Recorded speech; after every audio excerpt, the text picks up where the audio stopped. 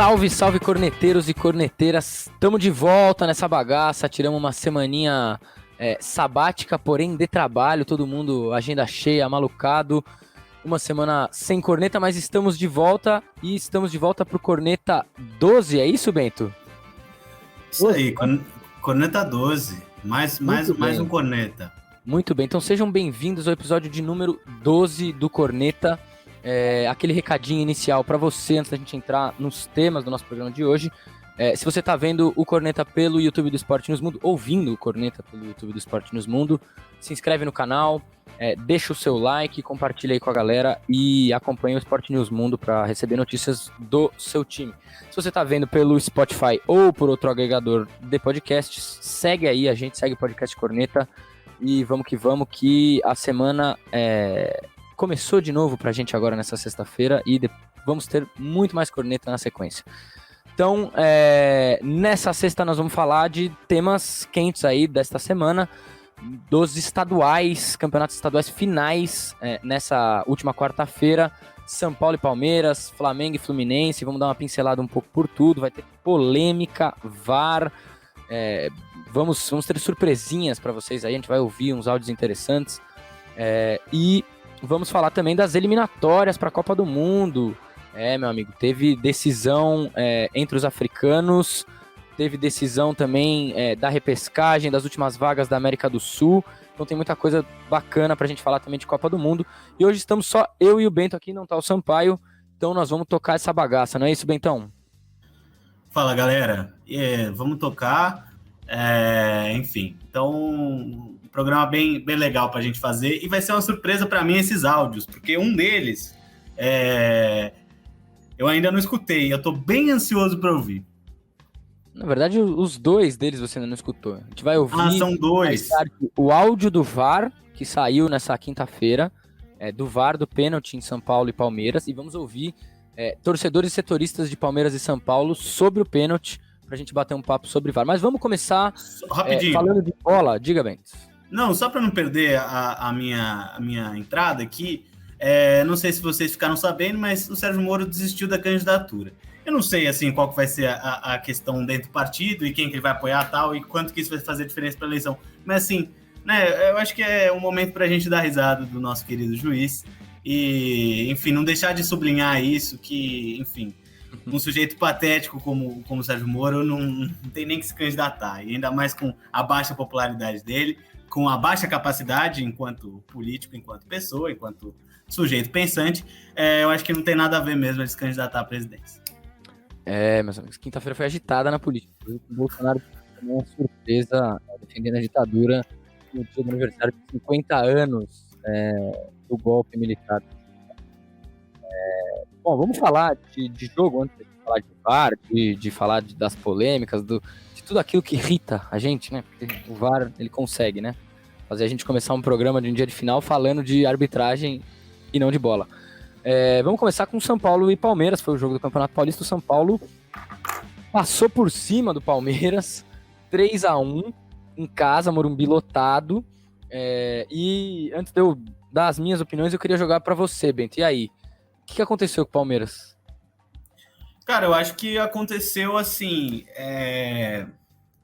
Primeiro, né? A gente tem escutado muito, e a gente aqui também faz isso, mas muitos programas esportivos que passam 1h30 elogiando o Abel. E eu acho que elogiar o Abel, né? Beleza, acho que tranquilo. Mas às vezes parece que o Palmeiras joga um futebol de outro planeta. O Palmeiras fez uma preparação para o Campeonato Paulista, que na verdade era uma preparação mundial, que deixou essa turma toda aí trincando. Tá todo mundo correndo, tá todo mundo fisicamente muito acima. O que acontece é que não necessariamente o futebol do Palmeiras ele é estupendo. Eu acho que o futebol do Palmeiras é eficaz e é bom. Mas é um futebol que ainda o time do Palmeiras não passou nessa temporada ainda por determinados desafios. No primeiro jogo entre Palmeiras e São Paulo, o São Paulo foi melhor. O Palmeiras teve ótimos 15 minutos quando fez seu gol. E depois se fechou. Eu acho que ontem o São Paulo estava emocionalmente muito preparado para enfrentar o Palmeiras. E o Palmeiras parece que se bagunçou, cara, quando levou o primeiro gol.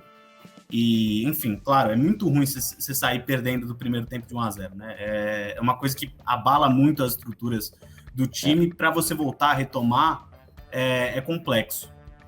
Eu acho que, cara, o Abel também não conseguiu dar resposta, porque dentro do elenco, você também não tem substituto para determinados jogadores, né? O Danilo ter saído cara, assim, é muito preocupante para o Palmeiras, né? Um jogador que, além de ser muito bom, ele realmente diferencia, né? Ele deixa o Palmeiras um time mais agressivo, né? Mesmo sendo volante, que é um volante que desarma, que arma, e que, enfim, é um jogadoraço. Eu acho que essas coisas pesaram muito. E do outro, falando um pouco também do São Paulo, só rapidinho, a gente depois se debruça sobre isso, mas a disputa entre Calleri e Murilo, né? Porque o Guedes lá contra o Palmeiras já tinha mostrado que o Murilo ainda não é um jogador pronto, né? Ele é jovem e enfrentar um atacante como o Calleri, cara, que é um cara que não larga o zagueiro, né? Ele vai pro combate, ele faz falta, ele recebe falta, ele cava falta, ganha lateral. É muito cansativo. Antes do futebol brasileiro, né? Exato, e assim, se ele ainda estivesse disputando com o Gustavo Gomes, acho que essa disputa ela poderia ter resultados bons para um, bons para outro, mas ele estava em cima do Murilo, que acho que foi uma fragilidade por hora no time do Palmeiras, né? Então, inclusive o Calleri que não tinha marcado gol contra o Palmeiras ainda, né? Já tinha marcado contra o Santos, contra o Corinthians, contra o Palmeiras não, marcou 2. Ontem foram 2. E assim, o Abel precisa aprender a perder, né? Porque não adianta falar que o campeonato tá manchado, né? O time dele não jogou nada. Claro, então, é que assim, a gente vai falar da questão do VAR, de como o pênalti mexe com o jogo, porque de fato mexe, não dá pra dizer que não, é 1-0, é o gol que abre o placar, mas querer sentar só nisso pra dizer que a derrota do Palmeiras tá aí é um pouco se esconder, né? Esconder os problemas do Palmeiras. Porque assim, vamos falar sério, o Palmeiras não jogou. Jogou ali naquele início de jogo, os primeiros 15 minutos, talvez o São Paulo começou melhor, depois o Palmeiras teve aquela chance com o Veiga, que perdeu, bateu de canhota pra fora, e depois não teve muito mais Palmeiras, nem no momento em que faz o 3-1, é um Palmeiras muito daquele abafa já sem jogo, né? Bola na área, leva todo mundo pra frente. Então o Palmeiras decepcionou, assim, eu esperava um Palmeiras mais preparado pra essa final do que deu pra ver em campo, cara. É óbvio, isso que você falou, acho que é bem crucial. O Danilo faz muita falta nesse time do Palmeiras. Porque ele é um dos jogadores mais intensos, né, do time. Ele é o cara que conduz ali o meio-campo. Inclusive, ocupou muito bem uma posição, uma função, não só tática, né, mas moral do jogo, que era muito do Felipe Melo. E ele ocupa muito bem, ele empurra o time. Contra o Corinthians, no jogo na fase de grupos, e contra o São Paulo também, ele foi bem crucial pro jogo. Contra o Corinthians, especialmente, foi o cara do jogo, fez o gol depois também, mas nesse aspecto da condução do jogo, ele é imprescindível pro Palmeiras, né? Agora, teve uma outra disputa que eu achei interessante no jogo também, que é inclusive de um jogador do São Paulo que vem me impressionando, assim, com boas impressões, o Wellington, lateral esquerdo do São Paulo, e eu achei que ele nas disputas no geral com o Marcos Rocha levou muito a melhor, muito. Né? Conseguindo passar sempre nas costas, levar a bola para o fundo, chegar para fazer o cruzamento, aparecer livre. O Marcos Rocha, você pega um cara um pouquinho mais ágil ali, que tem um pouquinho mais de gana ofensiva pelo lado esquerdo, ele sente, né? Eu acho, assim. Te mutei sem querer, ia me mutar e te mutei. Me desativaram. Não, só para... Acho que o Danilo é uma mistura assim espetacular de força, velocidade e talento, né?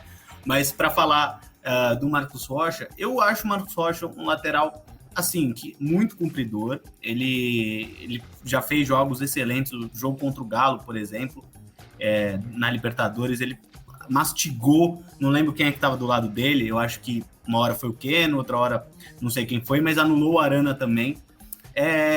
Mas cara, quando você tem um duelo em que o outro time está mais intenso e, de alguma maneira, o Palmeiras está sofrendo defensivamente, eu acho que as coisas elas sempre acabam acontecendo pelo lado do Marcos Rocha. Né, quando o Palmeiras não está tão bem estruturado. Então, ele depende muito do coletivo, né, para fazer a função, para cumprir a função. E ontem eu acho que tanto o Alisson quanto o Wellington foram para cima dele e foram para cima muito bem, assim, né? Do outro lado, também fiquei impressionado com o trio Rafinha, Igor Gomes, que fez uma partidaça, e Rodrigo Nestor, que passaram pelo Piquerez como se fosse um lateral comum. E o Piquerez é um puta lateral, né? Um cara muito bom. Assim, eu acho que basicamente o que fez muita diferença ontem foi a pegada do São Paulo. Como foi a pegada do São Paulo contra o Corinthians no domingo. E o Abel, eu acho que ele deve sentir falta assim, de um elenco um pouco mais encorpado. Porque ele ficou sem opção, né? Porque você botar o Wesley e o Veron ainda não são jogadores prontos, né, cara? E o Wesley, tudo bem, ele até consegue a falta que deu o gol. Mas assim, né, eu acho que ele conduz a bola, não sei se é ele que sofre a falta ou se é o próprio Veiga. Mas o Abel fica sem alternativa, né? Pô, o que eu faço? Porque ele tá jogando com os melhores, Rony, Dudu, Veiga e Scarpa. Né? Esse quarteto do Palmeiras, que é um quarteto muito bom, muito capaz e que tem feito muita diferença nessa temporada, né? Então, quando o Palmeiras tem dificuldades, qual que é o plano B? Eu acho que é muito essa questão, assim, né? Mas, enfim... Não tem muito plano B, né? Essa é a real. Porque esse assunto entrou muito, né, na pauta, assim, no geral. O Palmeiras agora consegue jogar de diversas maneiras, tem uma capacidade de variação de jogo muito grande. Eu não vejo isso ainda. Não acho que o Palmeiras é aquela coisa do time que só sabia jogar na desconstrução de jogo e na saída rápida. Mas não é um time que tem uma grande gama de variação. Tem alguns times que dão muita dificuldade pro Palmeiras. E na verdade, assim, eu acho que o São Paulo, pra mim é uma surpresa, assim, a qualidade que o São Paulo vem jogando. A capacidade que o Rogério Ceni tá conseguindo tirar desses jogadores e muito em cima dos moleques, né? Dos garotos de Cotia, assim, os meninos da base, vem rendendo muito e sendo um São Paulo bem intenso, que é uma das coisas que mais se criticava no São Paulo, era aquela moleza, aquela apatia. E isso muda bastante, assim. Contra o Corinthians ficou muito nítido, né? A ausência de apatia do time de São Paulo. E só para pegar um ponto, eu acho que o Palmeiras não conseguiu ser um time agressivo ainda fora de casa contra os bons times. Jogou contra o Santos em casa e foi aquela coisa. Jogou contra o Corinthians em casa também foi aquela coisa. Jogou contra o São Paulo fora e teve dificuldades mesmo ganhando. E ontem acho que isso é reforçado. Contra o Bragantino também não foi super agressivo. Exatamente, contra o Bragantino dependeu de uma magia do nosso querido Daverson, agora fora do Palmeiras, né? Então, mas é verdade, tipo, né, ele fez toda a diferença no jogo e, enfim, o Palmeiras acabou empatando. Uma figura muito engraçada, cara. Deu pra ver na imagem, na saída do jogo, ele lá na escadaria, na saída do Morumbi, esperando pra cumprimentar, atleta por atleta, assim, é um cara de grupo mesmo, esse rapaz, né? Eu vou sentir falta do Davidson no futebol brasileiro, cara, não sei pra onde, talvez ele acabe num Ceará, né, ou Atlético Goianiense, mas enfim, por hora, saudades. É um caminho, né? Se tiverem lucidez em escolher contratar o Daverson, vai ser pra esses times. Porque o futebol é uma loucura, né? O cara tá no Palmeiras até agora. Pois é, mas pô, o cara tava no Palmeiras até agora e entregou um título pro Palmeiras, né? Agora, eu vou falar uma coisa assim que me pegou um pouco. Só falar do São Paulo. Os moleques da base de São Paulo são jogadores que têm ganhado uma casca muito grande. E seja em decepções gigantescas, como a perda do título brasileiro com o Diniz, mas você já tinha Igor Gomes, Luan e o próprio Sara, o Léo também jogando. O Igor Vinícius, que enfim é um jogador que ainda não se consolidou. O São Paulo, ano passado, dependeu muito dos meninos, porque seus grandes jogadores estavam lesionados, né? O caso do Luciano. E, assim, cada um tem um seu dia, né? Ontem eu acho que foi muito dia do Igor Gomes, claro, do Nestor também, que eu acho que é acima da média, mas o Igor Gomes jogou muita bola. E o torcedor de São Paulo não pode ficar pegando no pé do Igor Gomes, porque o Igor Gomes, ele se mata em campo. Ele erra também, mas, bom, isso faz parte, cara. O cara é moleque. Mas eu acho que não reconhecem mesmo muitas vezes porque o Igor Gomes às vezes ele se sacrifica no jogo, né? Mas ele realmente nos últimos 2 clássicos foi muito bem. Ele é bom jogador. Tem um cara assim no time é bom pro jeito que o Rogério gosta de jogar, né? Tem um cara que conduz a bola, sabe avançar o campo, ele consegue, né, levar o time mais pra frente, pegar a bola lá atrás, de repente já colocar numa esticada o time na intermediária ofensiva ali, na boca da área para encontrar um passe. É importante ter um cara assim. Mas o jogador que me surpreende mesmo da base é o Pablo Maia, que é um baita certeza, jogador, esqueci o moleque, de falar dele. assim, deu uma sorte também no gol, claro, mas tava ali, encontrou espaço, chutou pro gol, arriscou. É um cara que tá sempre buscando bola, sempre buscando um espaço, sempre ali, corre o campo inteiro. Esse é o garoto que eu acho que do São Paulo pode virar mais um baita jogador, assim. Claro, o Sara já é um bom jogador, não acho que ele tem potencial para virar nossa, aquela coisa de meio campista, Rafael Veiga e não sei mais o que, mas o Sara é bom jogador, o Sara é um jogador muito bom. Agora, esse menino Pablo Maia, eu acho que se trabalhar ele bem, rapaz, ele pode, assim, pode ser uma joia do São Paulo, porque o moleque joga bola, ele é inteligente, ele é novo, bem novo ainda, né? Ele é bem novo, ele jogou a copinha com o Alex. Pois é. O Alex que tá lá agora remontando todo o time sub-20, porque subiram os meninos. Assim, tem muitos jogadores boas apostas pro São Paulo. Isso aqui acho que deve ser o mais animador pro São Paulo, é que do começo do ano pra cá, de repente, eles ganharam opção, né? Mesmo que sejam garotos, os garotos ganhando cancha, mas tem opção. Tem lá o Colorado, o Marquinhos, que agora sempre vai ser uma opção pra sair do banco, dar uma velocidade. Inclusive, achei que mudou bem o Rogério pondo o Marquinhos pra dar mais velocidade pro time. O Andrés, que esse eu não vi muita coisa ainda, mas ainda me parece mais cru do que outros jogadores. O Wellington, que eu acho um jogador muito bom, lateral ofensivo, não marca tão bem quanto outros, mas o São Paulo tem uma carência de lateral, que tem um cara ali que ataca bem. Tem gente que gostaria de ver o Wellington e Reinaldo, né? O Wellington marcando, o Reinaldo atacando, mas eu acho que o Wellington se aventurando lá na frente, fez um golaço contra o Corinthians, né? Que deu uma sapatada na gaveta do Cássio. E acho que vale, assim, um pouco olhar também como que o Rogério Ceni é um cara grande dentro de São Paulo, porque para botar o Diego Costa de volta no time, ele precisou, acho que, peitar muita coisa, assim, muita rejeição da torcida. E o Diego Costa é ótimo zagueiro.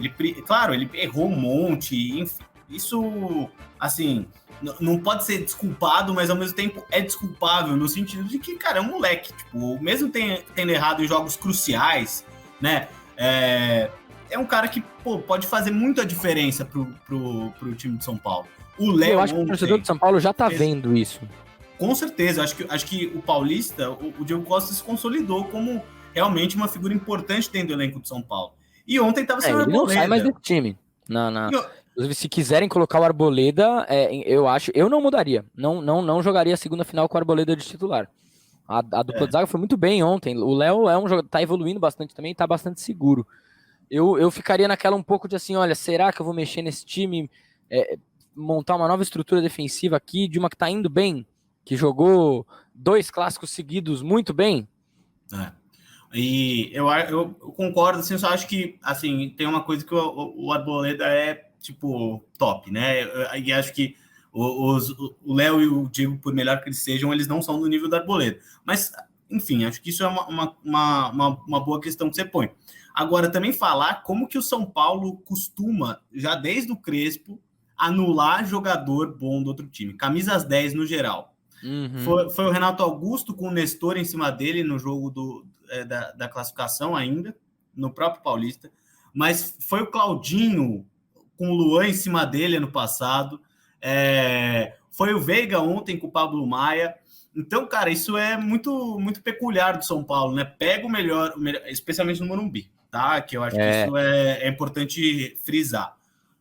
Mas que esses caras, eles pegam os craques dos outros times e, amassam, mastigam. E isso é uma coisa muito... que muda muito o time, né? Se aqui no Brasil a gente ainda tem essa coisa do camisa 10, tal, que é muito o caso do Veiga, que é o caso do Claudinho, era o caso do Claudinho. Um time que mastiga esses caras, que não deixa eles jogarem, muitas vezes ganha o jogo nisso, né? E acho que isso é uma parte interessante dos duelos do clássico também.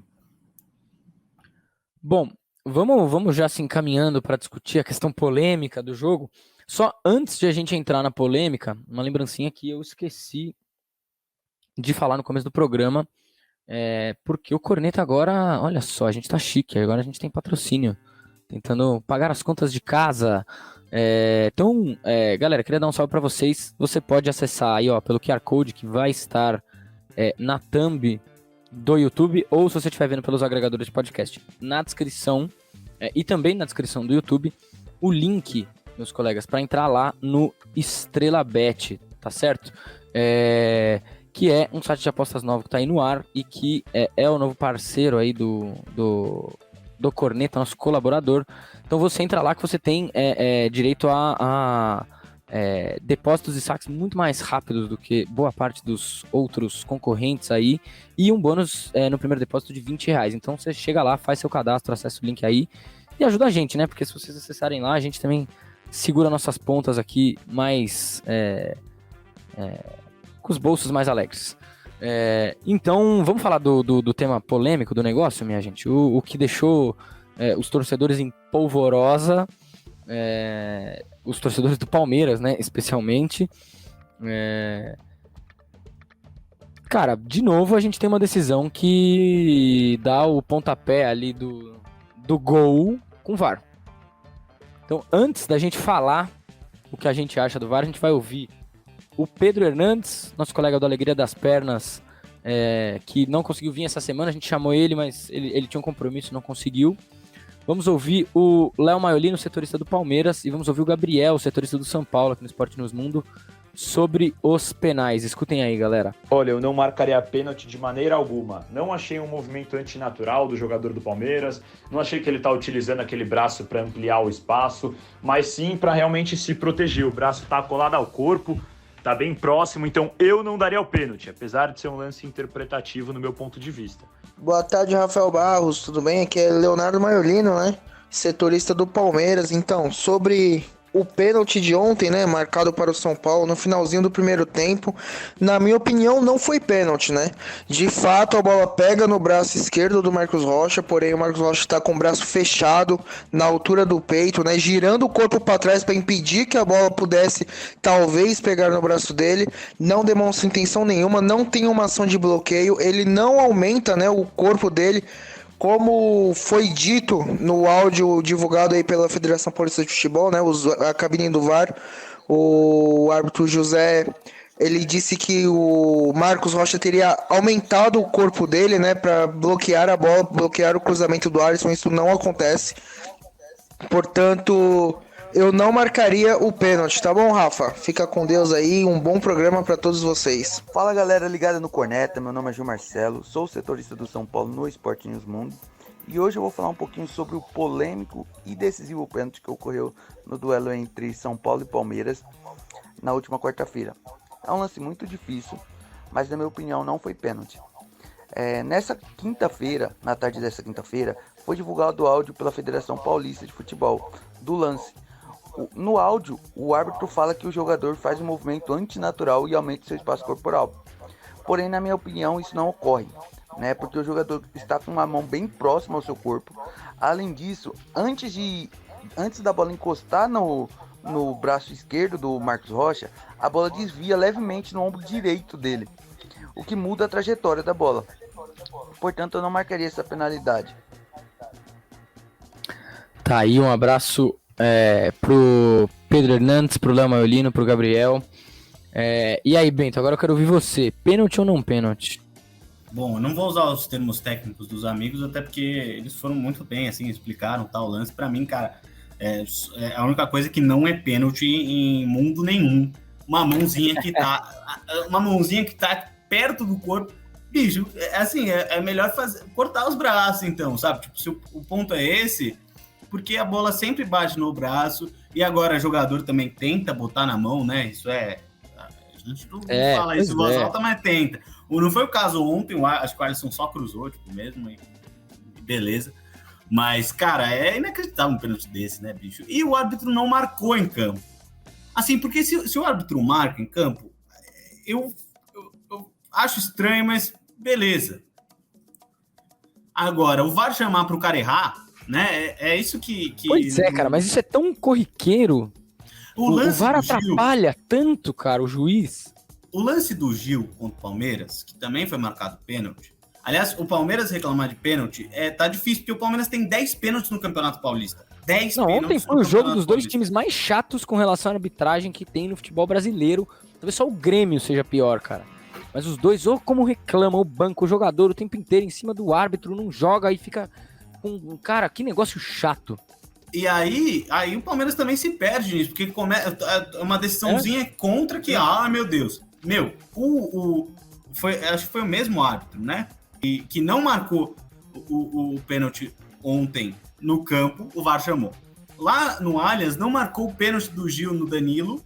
Não foi no Danilo? Nem lembro quem foi. E depois foi chamado pelo VAR pra errar. Eu não me conformo com isso, cara. Eu acho até que o VAR do Paulistão é um VAR melhor do que do Campeonato Brasileiro. Porque a Federação Paulista... Carioca, né? A gente vai falar disso aí um pouquinho também. Nossa, é foda. E aí a gente fica falando de arbitragem, porque parece que é o pessoal gosta de botar como tema mesmo, né?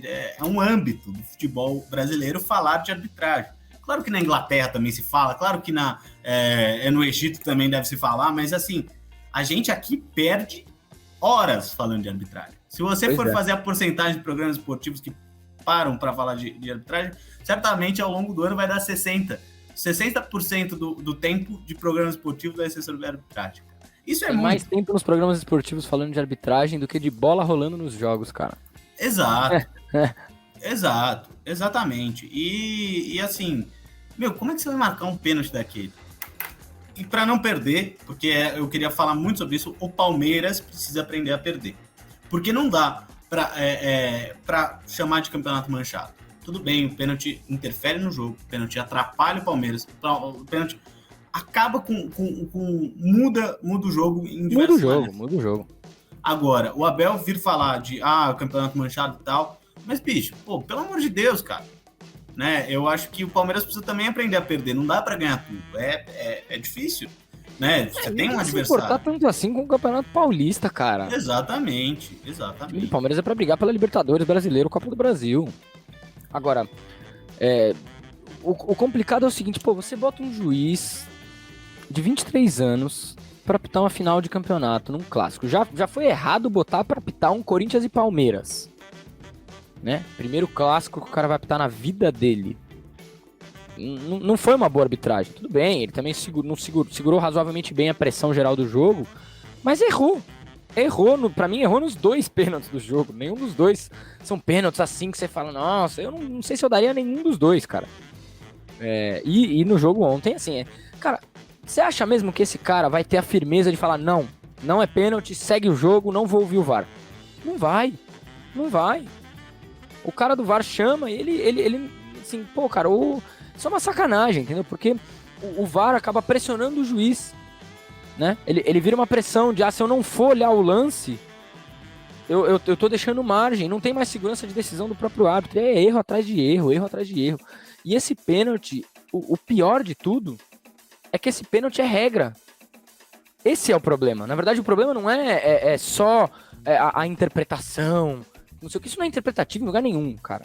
O Marcos Rocha tá com os dois braços colados no corpo, ele gira pra trás pra tirar o braço da linha da jogada e tá ali um dinossaurinho todo... Cara, o cara tá encolhido, ele tá retraído.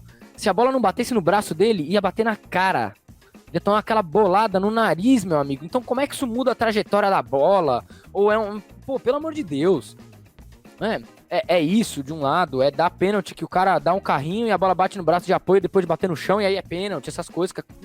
Porque no carrinho, se a bola bate no braço, se o braço tá levantado no outro braço, ou seja, tem o braço de apoio e tem um braço que tá levantado e a bola bate, eu acho complexo, mas eu entendo dar o pênalti. Agora, o braço tá no chão, não dá. E assim, e aí é o velho problema do VAR, né, velho? Você faz o cara ficar reinterpretando lances que, bicho, você já olhou ali, o lance do Gil, se o cara marca do Gil com o Danilo, se o cara marca no campo, meu amigo, é isso, acabou o pênalti. Segue o baile. Segue, eu não vou reclamar, assim, vou não vou achar falar que também no lance do pênalti do Palmeiras, quando chamou o VAR, eu falei, vamos logo, vamos jogar futebol, bota pro cara pegar isso aí. Pelo amor de Deus, cara.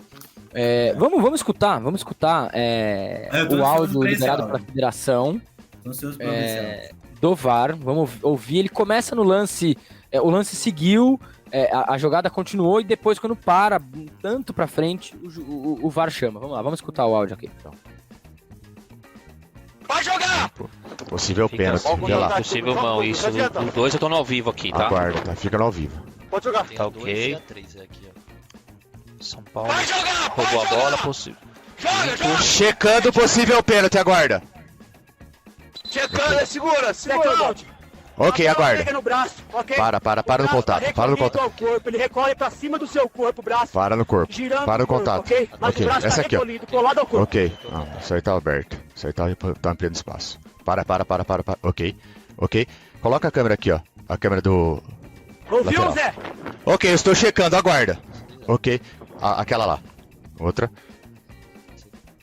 Ok, Douglas, recomendo uma revisão, possível pênalti.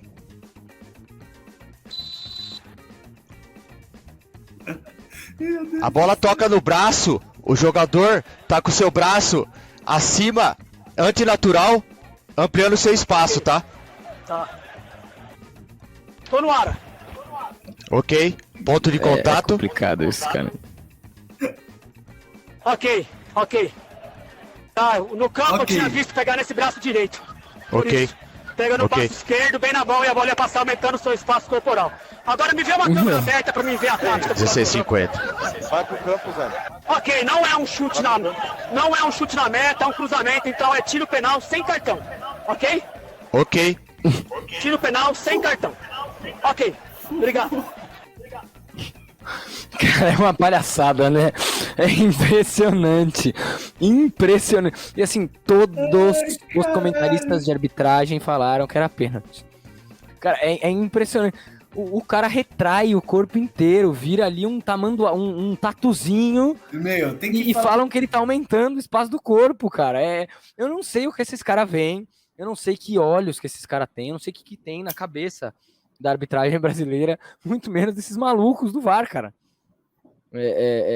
O pessoal toma um chá de cogumelo ali antes do jogo e começa a ver coisa, bicho. É impressionante. Não, eu sempre fico achando que tem um pessoal com bong lá, assim, uma coisa, uma fumaça louca na sala do VAR, porque ficam os caras lá sentadinhos, né? Tipo, mano, Pô, cara, é inacreditável. O Casemiro não, e assim, parece uma sala de cirurgia, cara. Entendeu? Um frenesi. Entendeu? Me passa o bisturi, olha só, o paciente tá não sei como aqui, falando na orelha do juiz. Meu, como é que você apita um jogo assim? Com 300 malucos falando na sua orelha, cara? Pelo amor de Deus. E assim, não, isso com certeza. Mas assim, o Casemiro tinha que fazer um vídeo reagindo a tipo áudio do VAR, né? Eu acho que essa é a sugestão que fica. O Casemiro precisa fazer isso.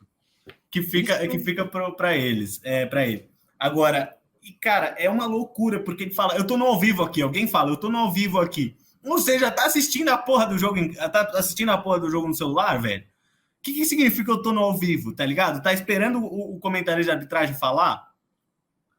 Pois é. Aí a gente começa a se cutucar com aquelas coisas que são acusações um pouco sérias, mas você realmente fica pensando, né, cara? Porque ele falou radicalmente, efetivamente a mesma coisa que eu estava falando na transmissão. Sim. As mesmas palavras, quase os mesmos termos, inclusive a mesma leitura absurda da realidade. Procura você, torcedor, para ver esse vídeo. Tá no YouTube, você busca lá. Áudio do VAR, São Paulo e Palmeiras, final, você vai ver lá. A gente não vai pôr as imagens aqui, porque a gente não tem o direito. Mas deem essa busca lá, cara. Assim, é cômico e revoltante ao mesmo tempo, cara. É impressionante. Parece uma sala cirúrgica ali na cirurgia de emergência, o paciente morrendo e o pessoal berrando na orelha do juiz, cara. E acho que esse é o tipo de coisa, quando você tá baixo astral em casa, mete um áudiozinho do VAR que você vai se alegrar. Pois é. Tá zoado, porra, vou ouvir um VAR aqui. Tipo, realmente é um show, né? Vamos no gancho do VAR, pra gente rapidinho passar pelo Fla-Flu e a gente depois ir pro segundo bloco falar de eliminatórias. Pô, cara, aí você tem o VAR, você tem a tal da orientação. Deixa o lance seguir, marca impedimento depois do lance concluído para se avaliar no VAR. Tem o negócio, tem a orientação. A gente já é forçado a isso, já é obrigado a viver isso. Aí o cara numa final, Flamengo e Fluminense, Maracanã lotado, me marca o impedimento no meio do lance que o cara faz o gol. Jogo 0-0. Vai ver o replay e o cara tá atrás. Porra, cara, mas é tão difícil assim o ser humano com a bandeira pensar um pouco? Porra, cara, esse cara não treina? Situação porque- de jogo? Porque aí tá 20 metros depois. Aí no outro lance tá 20 metros impedido, o cara demora pra levantar a porra da bandeira, né? No lance óbvio, o cara deixa o jogo correr pra falar, poxa vida, o que ninguém viu, né? Sacanagem. Não, Não é vai resolver problema inacreditável. nenhum o VAR, cara. Olha o ser humano que tá responsável pelo uso da tecnologia e pelo trabalho baseado na tecnologia. Os caras são ruins, mal treinados, não entende de futebol, não entende de situação de jogo.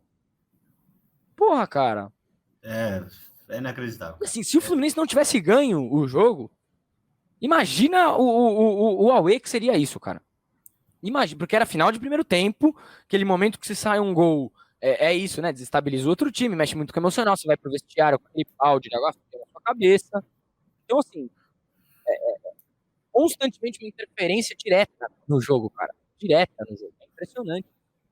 Na sorte do Fluminense, o Cano é um senhor, faz o L, meu amigo. O cara...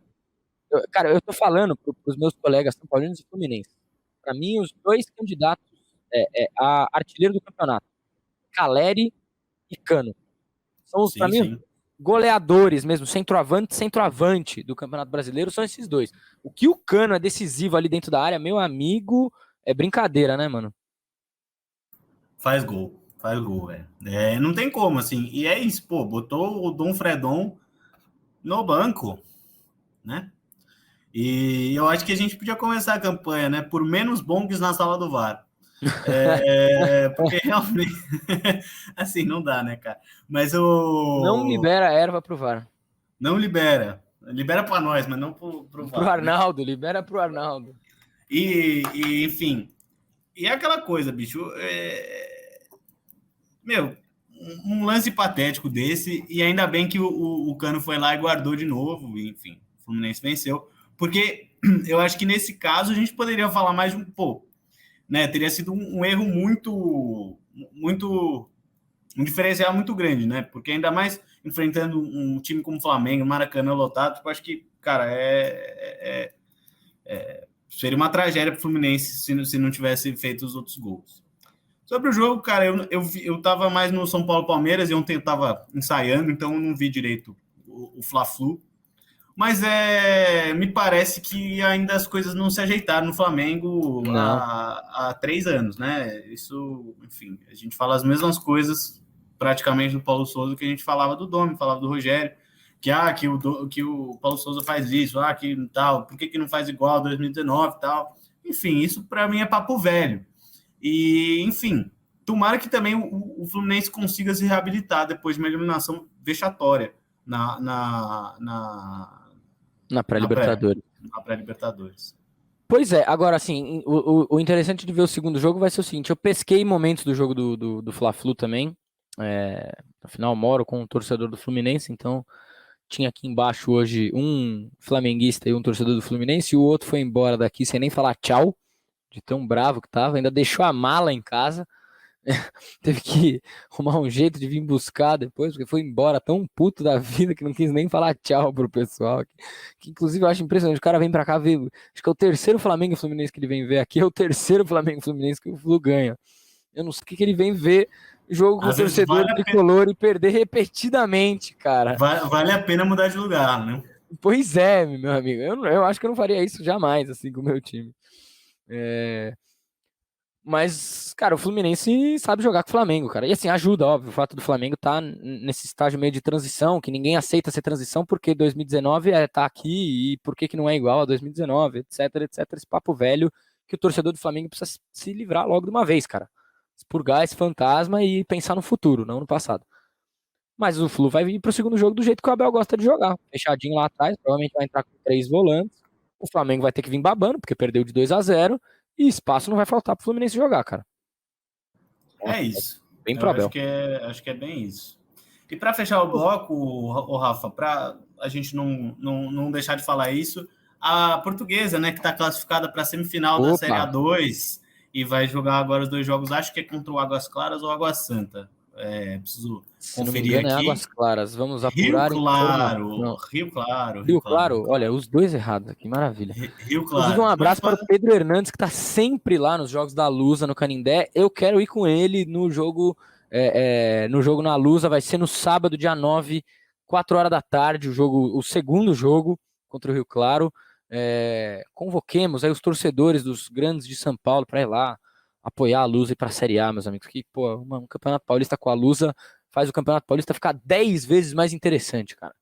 Muito bem, galera. A gente vai fazer então aquela mudancinha de bloco e a gente vai falar de eliminatórias para a Copa, seleções africanas classificadas, sul-americanas, europeias. Vamos fazer um bolo geral, vamos fazer uma brincadeira aqui de sorteio. Então, bora falar de Copa do Mundo, meus amigos.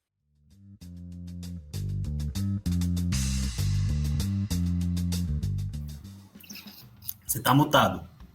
Boa. Muito bom. Bento, começamos com América do Sul ou com África? Eu queria só falar uma coisa antes de qualquer coisa. Duelos que ainda não estão definidos e time que não ia à Copa há 36 anos. Só para dar o start, o Canadá não ia para a Copa desde 86, se eu não me engano. Ainda existia a União Soviética, com quem ele jogou contra no grupo, na fase de grupos. Além disso, a Costa Rica vai enfrentar, se eu não me engano, vai enfrentar a Nova Zelândia para a classificação na Copa. O Peru enfrenta ou Emirados Árabes ou Austrália. E ainda tem um jogo que o País de Gales vai enfrentar ou Escócia ou Ucrânia. Então esses são os três times que ainda não estão definidos. Podemos começar do jeito que você quiser. Senegal e Egito, tem a classificação, né, a repescagem do Peru, Portugal passando pela Macedônia e também a Polônia que venceu a Suécia. Olha, eu queria começar, na verdade, com um pitaco de uma coisa. Pô, cara, duas Copas seguidas sem a Itália é duro, hein? Vexame, cara. Inclusive, pô, seleção campeã europeia, perder pra Macedônia na repescagem, assim, meu amigo, a Itália precisa de um chacoalhão daqueles, cara. Daqueles. Me impressionou. Você assistiu a eliminação da Itália? Eu assisti o finalzinho, porque eu vi que tava 0-0. Eu falei, opa, olha a zebra. Eu assisti o finalzinho e, assim, vou dizer, cara, quem tá precisando de chacoalhão é o senhor Donnarumma, que mais uma vez falha em jogo decisivo. Porque não é falha, né? Mas aquela bola é defensável, cara. Não tem papo. Aquela bola é defensável. E não é que foi um puta de um chutaço, absurdo, que, o goleiro não tinha o que fazer. Não, foi um chute. Tá ligado? E aí o Donnarumma sofreu esse gol, né? E logo depois de uma desclassificação do PSG, do qual ele fez parte integral, né? Agora, eu já escolhi a minha seleção simpática para acompanhar e torcer na Copa. Porque toda Copa é assim, né? Tem sempre uma seleção pequena, uma underdog ali que surpreende, empolga e leva a torcida, né? Em 2010 foi Gana, que fez uma baita de uma Copa, era um time muito bom de ver jogar, muito divertido de ver os jogos, os caras com uma raça ferrada dentro de campo, caíram pra malandragem do Luis Soares. Em 2014 foi a Costa Rica, que pegou aquele grupo fudido de Inglaterra, Itália e Uruguai e classificou em primeiro, cara. Aquilo ali foi espetacular. Eu achei aquele time da Costa Rica muito da hora de ver jogar. Levou a Holanda pros pênaltis também. Pois é, mano. Então. Também nas quartas, né? Os dois, Gana e Costa Rica, ainda até as quartas. E esse ano, essa Copa, cara, Senegal é a seleção que eu tô esperando que chegue na Copa com assim, quero muito ver os jogos do Senegal. Espero um bom futebol de Senegal na Copa, porque o que essa seleção cresceu na trajetória é impressionante, e o que vai ser interessante de ver o Mané numa Copa do Mundo, no nível de futebol que ele vem jogando, cara, isso é algo que eu realmente estou muito ansioso para ver o que vai ser. Uma pena que a gente não vai poder acompanhar também o Salah, né? Porque o confronto foi entre as duas seleções, dois times bem diferentes, né? Acho que o time do Egito, cara, é bem inferior ao time do Senegal, assim, bem inferior ao time do Senegal em termos de nome. O Senegal tem um time internacional até. Mas, cara, foi uma loucura o jogo, porque foi pegado pra caramba. Sei lá, acho que no primeiro tempo passou de 20 faltas. Era laser no olho de todo mundo. Assim, um negócio inacreditável. A imagem é impressionante, né? Teve uma falta que, pô, eu tava falando, tem que deixar o Mané bater. Eu não lembro quem que bateu direito, mas, cara, o goleiro tava, assim, infestado por laser. Acaba sendo justa causa, porque os torcedores do Egito fizeram a mesma coisa no jogo no Cairo, né? Então, cara, foi um jogo pegadaço, foi muito louco, assim. O jogo horroroso, mas assim, com épico ao mesmo tempo, sabe? Mas o jogo foi terrível. Mas assim, é aquele... qualidade muito forte os jogos uma Copa Africana de Nações e depois decide uma vaga numa Copa do Mundo, meu amigo, o clima de tensão entre Egito e Senegal ficou daquele jeito, cara, porque futebol se faz disso, assim, os momentos ali se faz disso, né? Você começa a ter um monte de decisão entre duas equipes ali, estão sempre batendo de frente, jogando eliminatória, mata-mata, final. Meu amigo, você vai jogar contra esse adversário com sangue no olho, cara. Então você imagina que vai ser o próximo jogo entre Egito e Senegal, como vai estar a torcida do Egito, como vão estar os caras do Egito depois de tomar duas. Imagina também o Salah olhar, assim, porque não é do lado, né? Mas olhar pro outro lado do campo, que o Mané joga do outro lado, e falar, puta que pariu esse cara, né? Você vai treinar junto com ele, vai olhar pro Mané e falar, ô seu desgraçado, cara, me tirou da Copa. Mas foi um acontecimento, assim, também o Salah perdeu o pênalti e tal, enfim.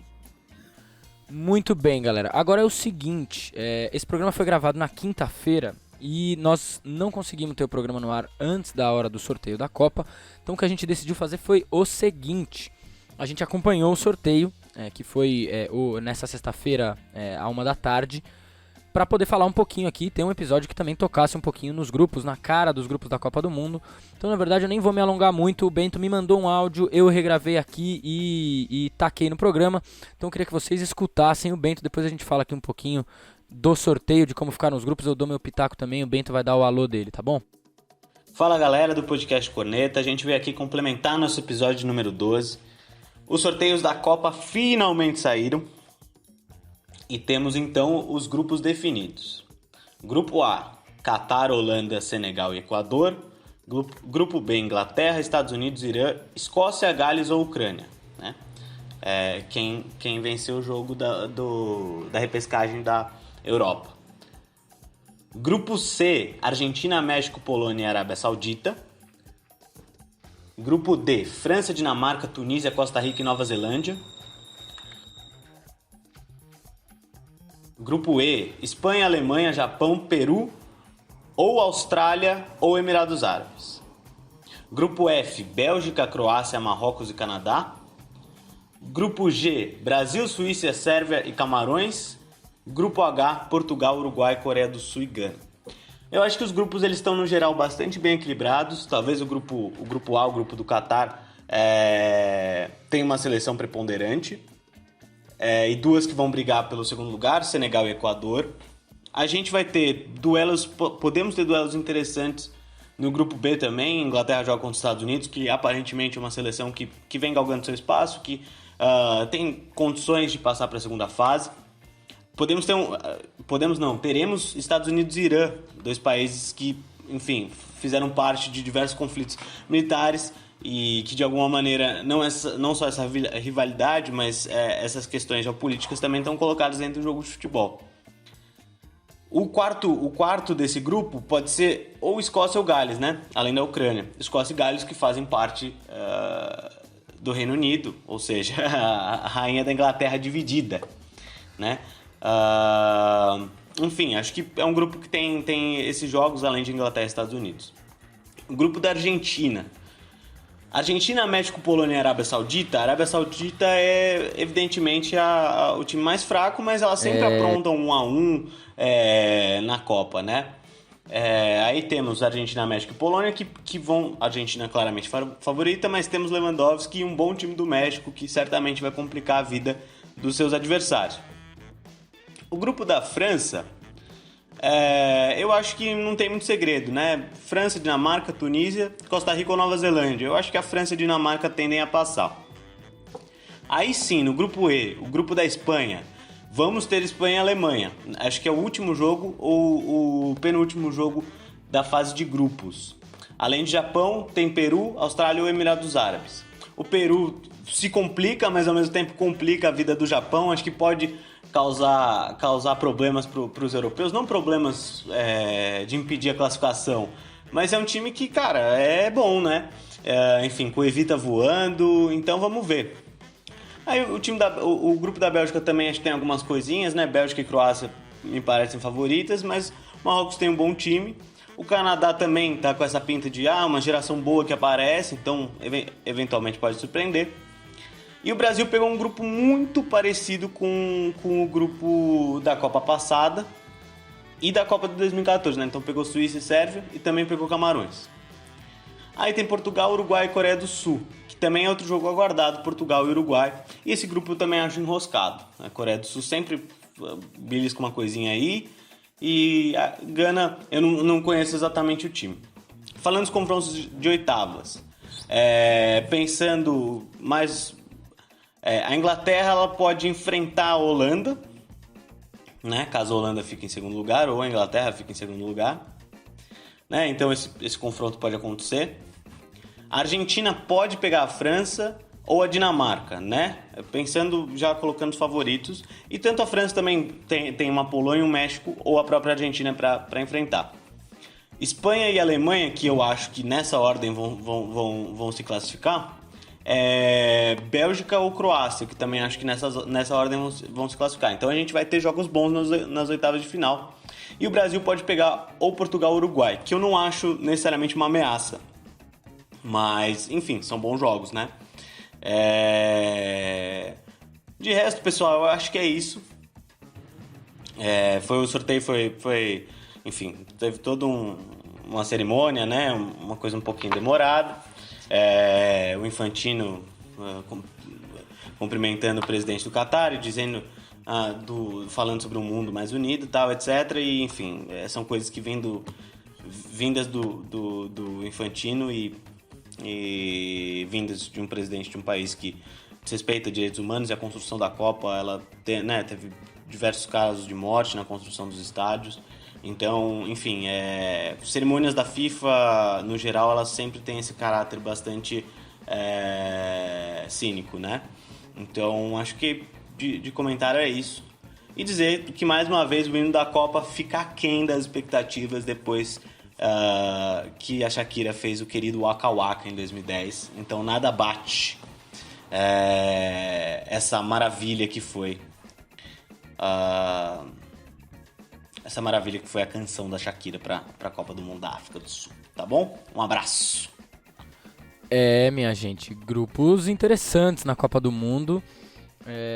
Inclusive, já vou começar por esse ponto final que o Bento falou, porque não é só que tiveram muitos casos, né, de mortes, mas foi a Copa com mais mortes na construção de estádios, porque toda a Copa tem, parece uma coisa que, meu Deus, não, toda a Copa tem, São Paulo também teve, em Itaquera tiveram 4 mortos só para construir o estádio do Corinthians.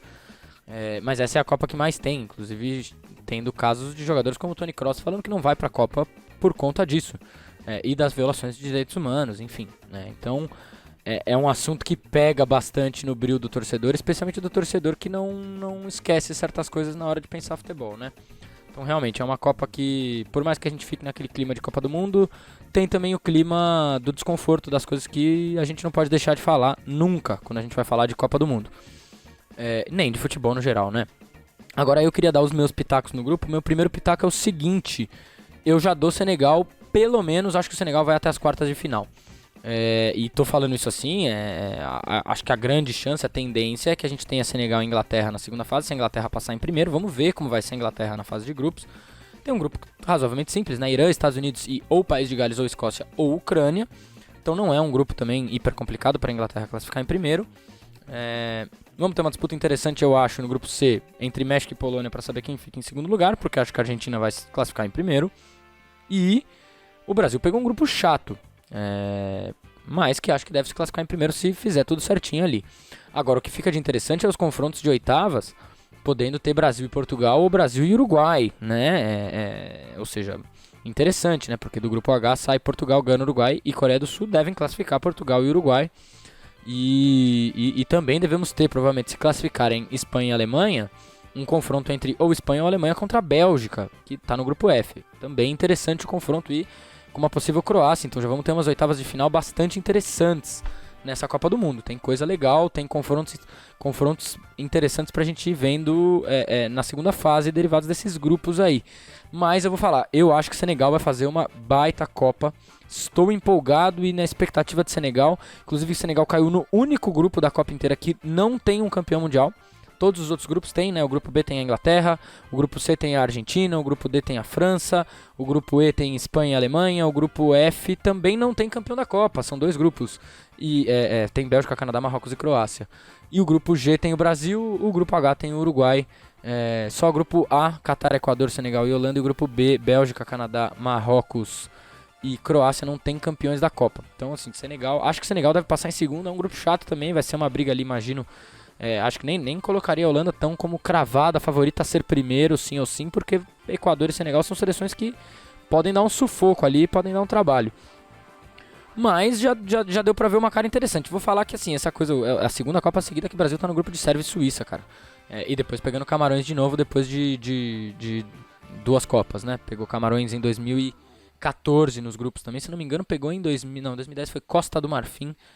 Mas, de novo, aí um grupo difícil pro Brasil. Um grupo de jogos chatos que o Brasil vai ter que saber marcar muito bem. Vamos ver como é que o Tite vai se dar jogando de novo com Sérvia e Suíça. Curioso, né? Essa repetição dos grupos. Então, galera, foi gravado esse final de novo pra gente poder falar um pouquinho dos grupos da Copa. Não terminar essa sexta-feira sem falar do assunto do dia, já que agora tem grupo definido pra Copa do Mundo. A gente já sabe as datas, inclusive, dos Jogos do Brasil, que vão ser no dia 24 de novembro, inclusive aniversário de um grande amigo meu, o querido Pedro Munhoz, uma semana depois do meu aniversário. Brasil e Suíça, numa segunda-feira, 28 de novembro, e Camarões e Brasil no dia 2 de dezembro, a Copa do Mundo lá no final do ano, e que começa no dia 21 de novembro com Catar e Equador. Interessante, aí o primeiro confronto que eu vi assim, mais legal, mais interessante, acho que vai ser o segunda rodada. Primeira rodada, na verdade, já tem Senegal e Holanda, já vai ser um jogo legal de assistir no dia 21. E México e Polônia no dia 22. Depois, jogo grande mesmo. Eu acho que nós só vamos ver lá para a segunda rodada. Bom, tem Argentina e México no dia 26 de novembro pela segunda rodada. E Espanha e Alemanha, que o Bento falou que seria ou na segunda ou na terceira, vai ser na segunda, dia 27 de novembro. E logo no dia seguinte, Portugal e Uruguai, meu amigo. Vai ser uma fase de grupos bacana, vai ser uma fase de grupos legal. E a gente já vai ficando naquele clima de Copa do Mundo. Galera, então é o seguinte, aquele recadinho pra gente encerrar a semana. Hoje não vai ter tchau do Bento, porque ele mandou gravado o áudio pra gente aqui, pra gente fechar o programa. Pra você que tá vendo no YouTube do Esporte Nos Mundo, deixa o seu like, se inscreve no Esporte Nos Mundo, ativa o sininho pra você receber notificações das notícias do seu time, da notícia da seleção brasileira, de tudo que circunda aí esse pré-copa, porque agora vamos ter bons 5, 6, 7 meses ali de pré-copa intenso. Tá chegando, minha gente. E se você está acompanhando, ouvindo o Corneta pelo Spotify, pelo Apple Podcast ou por outros agregadores, você vai lá, segue o Podcast Corneta, compartilha a gente, bota no seu Instagram, no Twitter, ajuda a rodar o Podcast Corneta, que nos próximos meses esperemos mais convidados bacanas que nem a gente teve no mês passado pra gente trocar bastante ideia. Tá certo, galera? Semana que vem, fielmente às 10 horas na sexta-feira, dessa vez sem erro, sem problemas, né? Porque a gente quis conseguir falar do sorteio um pouquinho desse sorteio da Copa. Semana que vem, fielmente às 10 horas, logo depois, pra quem acompanha o posse de bola, a gente sabe que o pessoal que escuta a gente escuta a posse de bola. Logo depois do posse, terminou o posse, liga aqui, liga no Corneta e vem com a gente. Tá certo, galera? Falou!